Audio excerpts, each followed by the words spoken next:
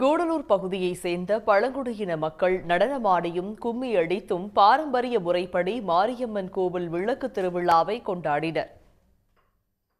நீலகிரி மாவட்டம் கூடலூர் மற்றும் பந்தலூர் சுற்றுவட்டார பகுதிகளில் வாழ்ந்து வரும் குறும்பர், பணியர், காட்டுநாயக்கர் உள்ளிட்ட பழங்குடியின சமூகத்தைச் சேர்ந்த மக்கள் தங்களது பாரம்பரிய முறைப்படி ஸ்ரீ மாரியம்மன் கோவிலில் விளக்கு திருவிழாவை கொண்டாடினர்.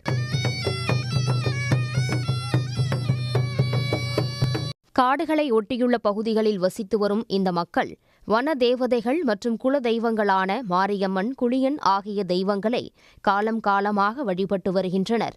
குறிப்பிட்ட காலத்தில் மழை பொழிய வேண்டியும் விவசாயம் செழிக்க வேண்டியும் இந்த திருவிழா நடத்தப்படுகிறது. இதற்காக குலதெய்வ கோவிலிலேயே தங்கி பல்வேறு நேர்த்தி கடன்களை பக்தர்கள் நிறைவேற்றினர். ஸ்ரீ மாரியம்மன் கோவில், இங்கே நாங்கள் புளியமுத்தப்பன் மாரியம்மனை வழிபடுறோம்.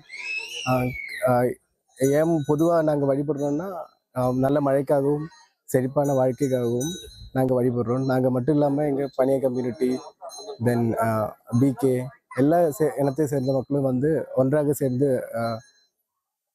செலிப்ரேட் பண்ணுற ஒரு கோவில் இது. சமுதாய மக்கள் வந்துட்டு அவங்க குல தெய்வங்களை வழிபடுறது, அங்கே காட்டு தேவதைகள் வழிபடுறது.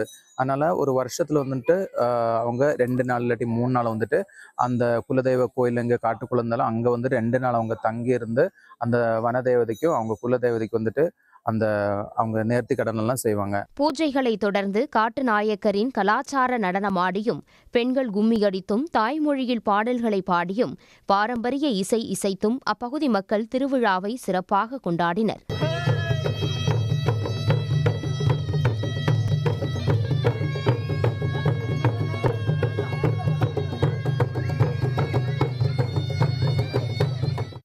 அப்பகுதிகளில் வாழும் பல சமூகங்கள் சேர்ந்து கொண்டாடும் விழாவாகவும் இந்த ஸ்ரீ மாரியம்மன் கோவில் விளக்கு திருவிழா உள்ளது. சன் நியூஸ் செய்திகளுக்காக ஆல்வின் சுரேஷ். உடனுக்குடன் செய்திகளை தெரிந்து கொள்ள சன் நியூஸ் பெல் ஐகானை கிளிக் பண்ணுங்க.